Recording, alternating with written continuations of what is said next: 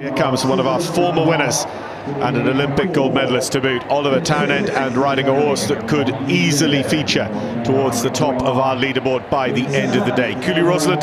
So the 6-run average, which is a very good metric, looking at the 4- and 5-star run scores, it's about 24.9 for this pair, and that could be very, very valuable if they can get on or above that average line here on this final session.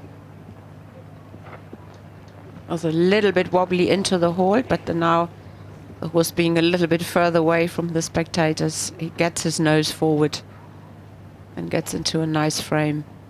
What, Bettina, is your overall feel of this test?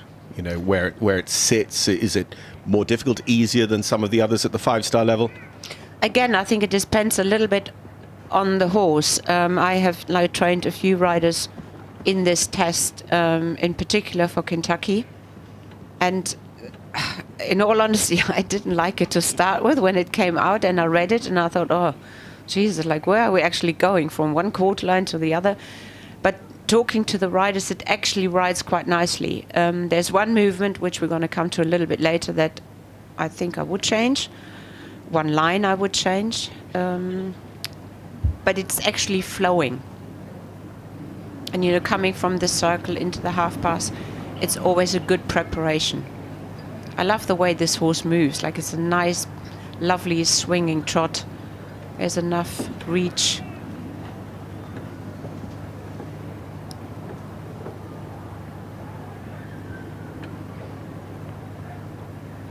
Nice square hold, and now we want to see a diagonal rein back, which he's actually executing, because we've seen quite a few that weren't able to have it diagonal. Hence, they're not a good score. And where does that come from? Is that a mechanical error with the horse, or is it a training error? It's a little bit both. I mean, the horse has to be quite imbalanced behind, but it is something that you can certainly train. Some horses are a bit more nervous to go back. You know, the ones that are a bit higher in the croup find it more difficult because they really have to sit. But well, I think it is something that you can train. Well, most of it comes down to training, doesn't it? Ladies and gentlemen, Bettina Hoy, trainer. Exactly, there comes the trainer through. Now we have the 2 walking pirouettes, and the same, the judges will be looking that the 4-beat rhythm will stay. As soon as the horse loses that rhythm, that was a nice one. So as soon as the rhythm gets lost, they will have to score it, mark it down. You don't want to see the hind legs crossing, but I'd be happy with those pirouettes. Now this is the movement that I don't find too nice. It's very tight into the corner. I mean, you can argue, well, it has to show collection, it has to show balance, but I think for our horses, it actually would have been nicer to have turning one marker earlier and have that turn a bit smoother.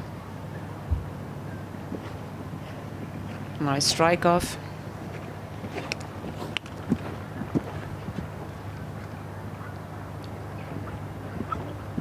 And see, this is what we want to see. We don't want to see the horse quicken in the rhythm. We want to have an uphill, extended canter and a smooth transition at the end.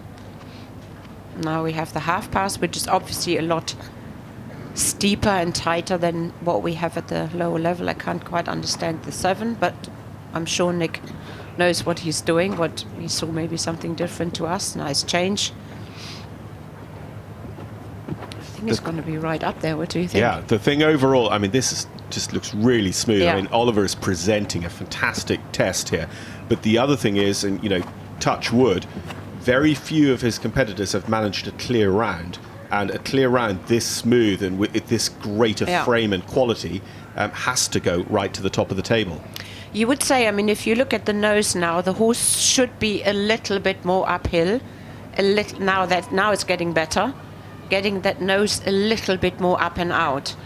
But I think Ollie is very clever in the way that he rides, you know, what he feels underneath himself. Last good change. Because he keeps the back supple. And I think that is really important, you know, for the whole test. Judges want to see that it's supple. You want to see prepared movements and obviously well executed. Whoops.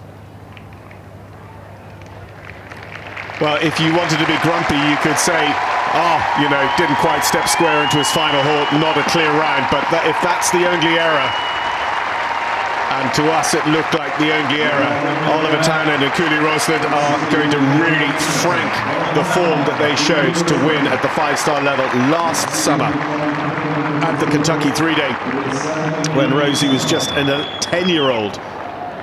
And again, Oliver has great experience. I think he's going to stay in that ring until he sees that board change right the way through, as we see trending in number 1.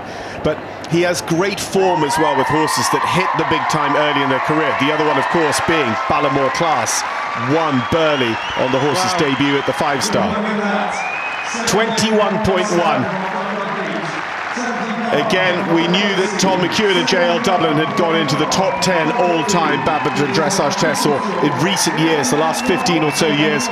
Oliver Townend goes onto that list, and on 21.1, he moves it up here. It is 1.3 penalty advantage, 3 seconds worth of time penalties on tomorrow's cross country.